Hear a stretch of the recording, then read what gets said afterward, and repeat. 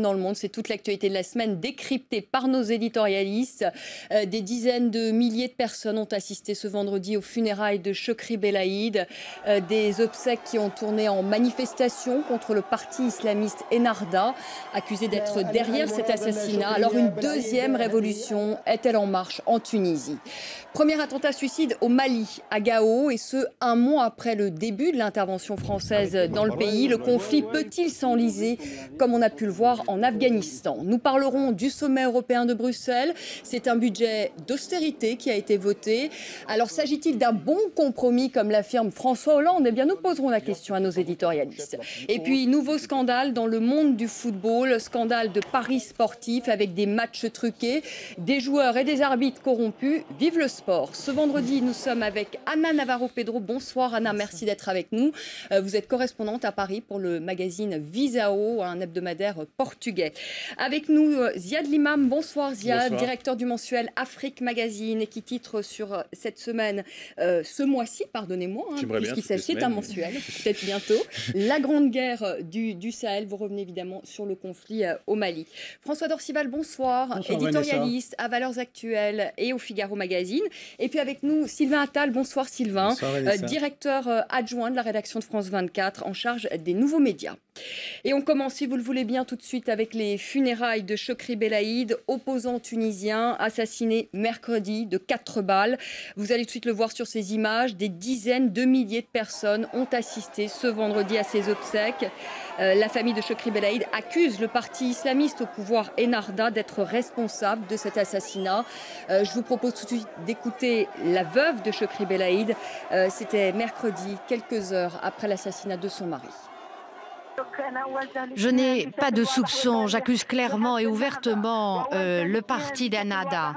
J'accuse clairement et ouvertement Rached El Ghannouchi en personne, car c'est lui qui l'a appelé à se taire. C'est lui qui a aidé les comités pour la protection de la révolution qui ont commis un meurtre d'un activiste. Finalement, j'accuse directement Ennahda en tant que responsable, en tant que gouvernement et en tant que parti. Ziad Limam, qui avait intérêt à assassiner Chokri Belaïd? La veuve de Chokri Belaïd accuse le parti islamiste Ennahda. On sait qu'il y a des milices aujourd'hui qui sont soutenues par le parti islamiste. Est-ce que cette thèse est tout à fait plausible? Je ne sais pas. Je crois qu'une des clés des semaines à venir, c'est justement une enquête réelle et plausible et acceptée par toutes les partis en Tunisie sur ce meurtre, parce que c'est un meurtre, j'allais dire, malheureusement, en utilisant le mot, c'est un meurtre fondateur. Il va se passer quelque chose à partir de maintenant qui est très différent de ce qui se passait avant. Je ne sais pas qui est responsable directement, mais il y a un climat qui est responsable. Il y a un climat où, depuis des mois, il y a des prêches dans certaines mosquées qui appellent à la violence. Il y a un climat où, depuis des mois, il y a de l'intimidation de partis politiques. On ne peut pas tenir de réunion.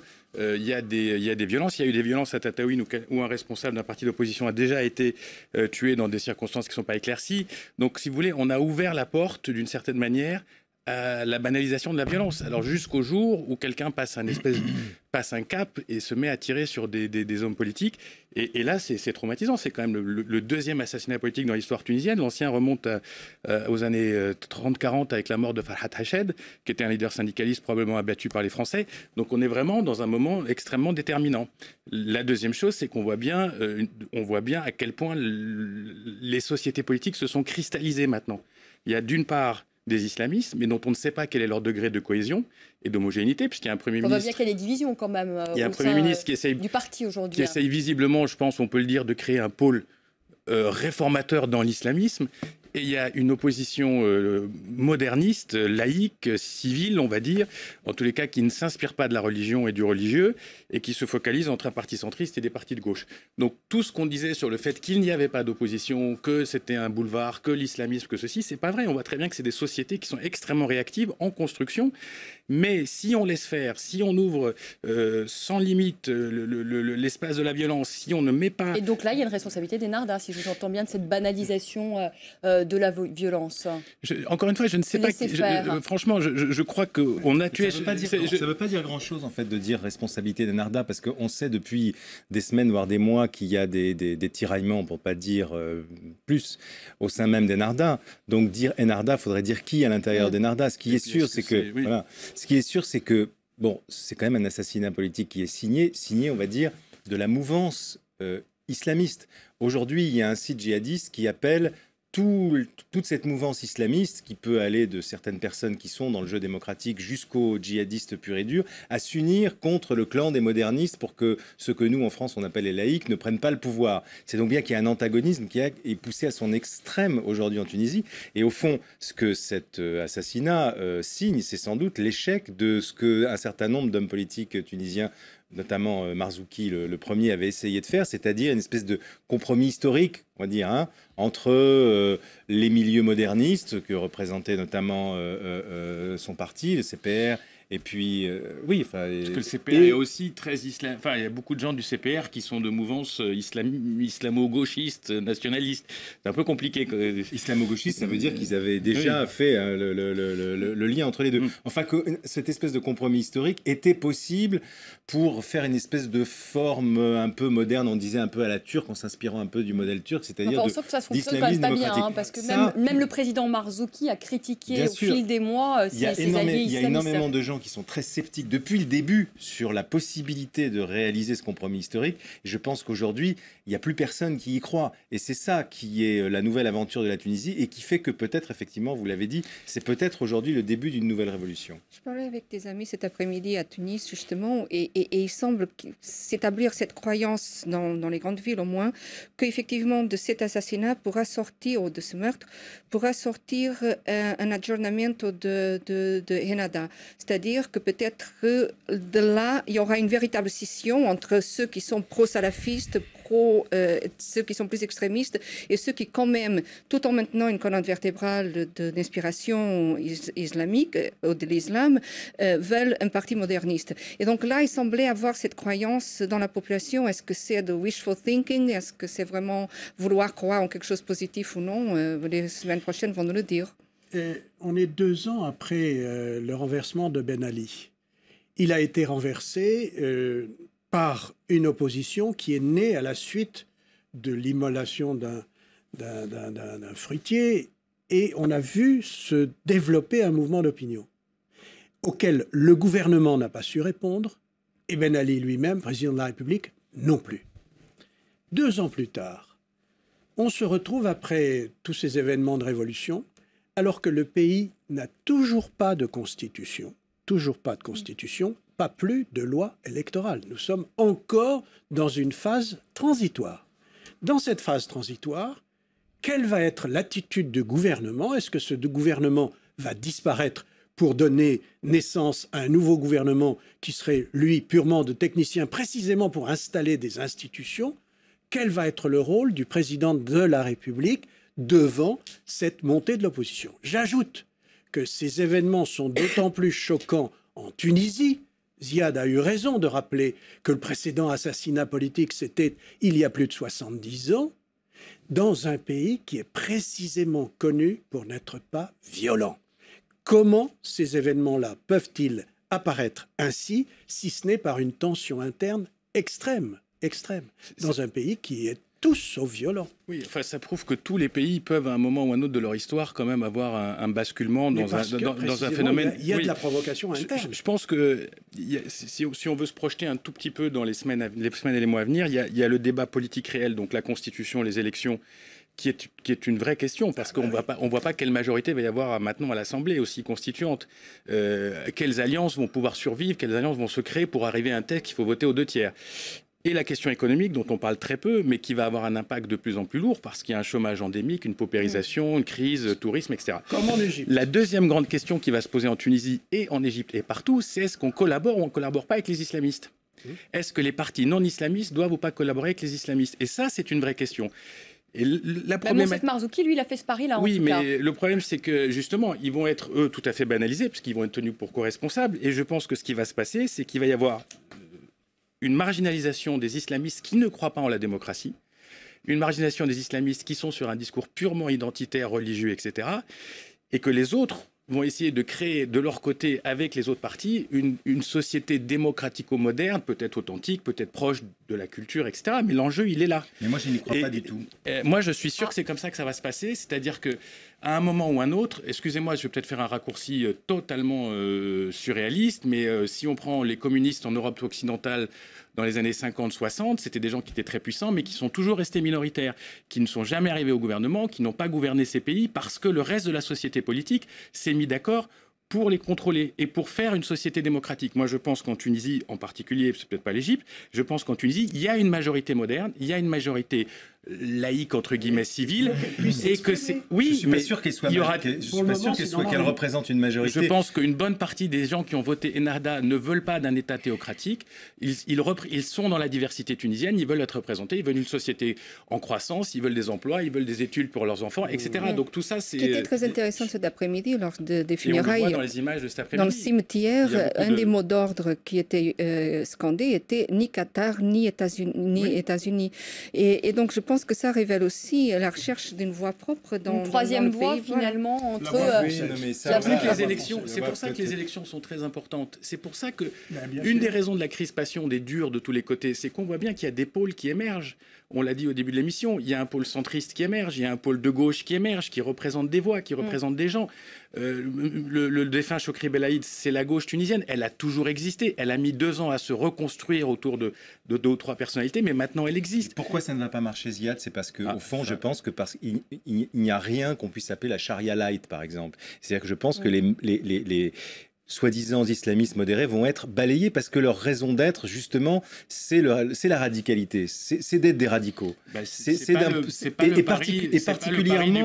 Particulièrement dans le contexte de tout ce qui est en train de se passer en Afrique, si on regarde le Mali, etc., où il y a cet affrontement de plus en plus direct entre, on va dire, l'Ouest, l'Occident et les djihadistes. Et au milieu, on voit même les contradictions qui existent en Turquie, qui nous a été présentée comme un modèle, où il y a sans arrêt un match pour transformer profondément la société turque et le modèle turc et sortir du modèle laïque. Donc je pense qu'effectivement, bien sûr qu'il y a des modérés. Et sans doute que Djebali, aujourd'hui, il incarne ça. Mais je ne vois pas sa raison d'être. Que représente-t-il dans la société tunisienne? On va vite le savoir, parce qu'il y a des députés à l'Assemblée constituante. Il y a un groupe Ennahda à l'Assemblée constituante. Qui va rester fidèle? Mais des députés qui, pour l'instant, ne veulent pas d'un nouveau gouvernement. On ne sait pas trop, et on ne sait pas trop ce que va dire aussi. On va parler, si vous le voulez bien, on pourra en parler encore longuement, évidemment, de la situation en Tunisie, mais je voudrais quand même qu'on dise un mot du Mali.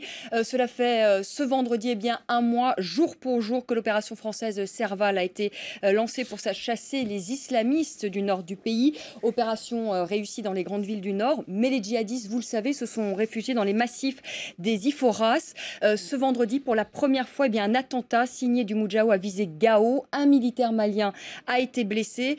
François Dorcival, premier attentat suicide au Mali. Des rebelles qui sont réfugiés dans les montagnes. On pense à l'Afghanistan. Est-ce que vous pensez que cette guerre au Mali va ressembler à celle de l'Afghanistan? On a applaudi des 2 mains lorsque les troupes françaises ont chassé les islamistes des grandes villes du pays, mais le plus dur maintenant est à venir? Non. Enfin, je veux dire que comparer n'est pas toujours raisonnable. L'Afghanistan, c'est l'Afghanistan. Et c'est vrai que la première partie a été, on a chassé les talibans du pouvoir et on a chassé les islamistes du nord du Mali, c'est fait. Cela dit, ils sont aujourd'hui isolés. Et ils sont isolés dans une région très surveillée par tous les services de renseignement, satellites, drones et compagnie. Donc, chaque fois qu'ils vont sortir, ils vont se faire attraper, bombarder par les avions ou les hélicoptères. Des attentats kamikazes, il peut s'en produire. Qu'ils mettent des engins explosifs le long des routes, ils vont essayer de le faire. Parce que, évidemment, ce sera l'image de l'Afghanistan qui va surgir. Mais en réalité, on voit que tout de même, ils ont subi de très rudes coups. Cela dit, vous n'avez pas cité un autre événement qui s'est également produit aujourd'hui et que je trouve également très dangereux. C'est ce qui s'est passé à Bamako même, où le camp des bérets rouges a été, en quelque sorte, des échanges de coups de feu entre les bérets rouges et des forces loyalistes maliennes ont eu lieu également ce matin, un mois, comme vous le dites, après le début des opérations. On dit pour nos téléspectateurs, ce sont les anciens militaires fidèles du président Amadou. Mais ça veut dire que du point de vue politique et du point de vue de l'entraînement de l'armée malienne, il y a aussi des efforts considérables à faire. C'est un mauvais signal, effectivement, donné aujourd'hui, cette espèce de règlement de compte fratricide au sein de l'armée malienne, au moment où on se dit c'est à eux de prendre le relais. Et bon, alors, c'est d'ailleurs une des questions, à mon avis, c'est combien de temps les Français vont devoir rester au Mali, à mon avis. Pas mal. Pas mal de temps, considérablement plus longtemps qu'ils ne le voudraient, hein, à mon avis. Mais ça, c'est vrai pour chaque guerre. C'est vrai pour l'Irak, c'était vrai pour l'Afghanistan. On s'est toujours laissé un petit laps de temps et finalement, ce sont des guerres qui ont duré des années. Ça durera plus longtemps. Maintenant, la différence, à mon avis, avec l'Afghanistan, j'en parlais avec Mathieu Mabin dans les couloirs de France 24. Donc on le dit pour nos téléspectateurs, qui est notre envoyé spécial et qui revient du Mali. Et effectivement, il disait qu'il y a une différence de taille, parce qu'il connaît les deux terrains parfaitement. La différence de taille, c'est la population. C'est qu'il n'y a pas au Mali une population prête à prêter main forte et voilà, aux talibans d'un côté ou aux djihadistes, et que là pour l'instant, bon, ce qu'on a vu aujourd'hui, Ziad était d'accord, c'est cet attentat suicide d'un type à motocyclette. Bon, évidemment, voilà, on peut même pas parler d'un loup solitaire parce que loup serait même un peu exagéré, mais ça prouve qu'il y aura des vocations plus ou moins dangereuses de djihadisme désespéré. Ça prouve que la situation à Bamako, on en a parlé souvent sur ce plateau, la situation politique à Bamako est très importante. La refondation d'un système démocratique minimal, Mali consensuel, et aussi la réflexion sur un nouveau Mali, parce que ce Mali, on ne va pas pouvoir le changer du jour au lendemain. Il y a un nord, il y a un sud, il y a différentes populations, il y a l'irrédentisme touareg qui est une réalité, il y a le problème de sécurité du Sahara. Tout ça, ça ne va pas disparaître par miracle, parce que les Français ont fait une jolie guerre éclair pendant 15 jours. Donc c'est clair que ça va prendre du temps, c'est clair que l'implication française va être longue, pas forcément peut-être avec les chars et les mirages, mais que la France va être la caution de facto. La caution politique de la reconstruction malienne. Ils ne sont pas si isolés que ça. Il faut compter les autres pays limitrophes, notamment l'Algérie, dans ce jeu qui est extrêmement complexe. Et donc, la participation de la France, là aussi, est beaucoup plus complexe qu'on ne pourrait le penser. On suit au Portugal de très près la situation au Mali. Dans un monde globalisé, comment pourrait-on ne pas le faire? Bien sûr, et ça nous intéresse. Portugal, ancienne puissance coloniale, a un intérêt plus grand encore pour l'Afrique et l'Amérique latine que beaucoup d'autres pays européens. Ne pas oublier que mais dans la force européenne qui va venir former l'armée malienne, qui sont les premiers contingents? Les Espagnols, ancienne puissance coloniale. Les Belges, ancienne puissance coloniale. Les Britanniques, ils n'ont pas laissé que des bons souvenirs, les Belges. Les mais peu Espagnols importe, non plus, il y a le Congo portait leur nom. Peu importe. Parce que la mémoire africaine est longue. Et nous, les Français, bon... À un moment donné, dans toutes ces affaires, il faudra s'interroger quand même, parce que l'Occident évite soigneusement de le faire. Et la rue tunisienne est en train de nous le rappeler, que ce soit au Maghreb, au Machrech, que ce soit maintenant au Mali, au Sahel, il faut s'interroger sur les visées et les agissements des salafistes et tout l'argent qui vient du Golfe et les visées politiques derrière cet argent et ces avancées. Vous en demandez beaucoup, là. Ah non, oui, mais... On fait une pause.